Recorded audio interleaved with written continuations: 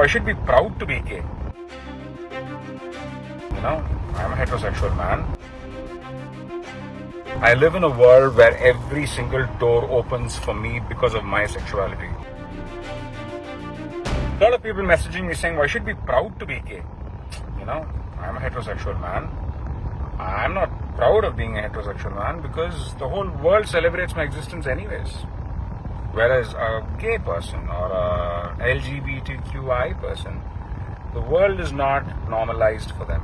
The world makes them feel apologetic at every single step.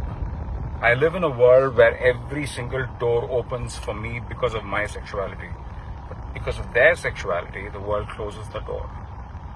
It is important for us to open the door for every single person out there, and that's why they don't need to feel shame anymore. Pride is the way to go. Be proud that you're gay or any other form of sexual. That's not heteronormative, because what is heteronormative is bordering on being homophobic right now.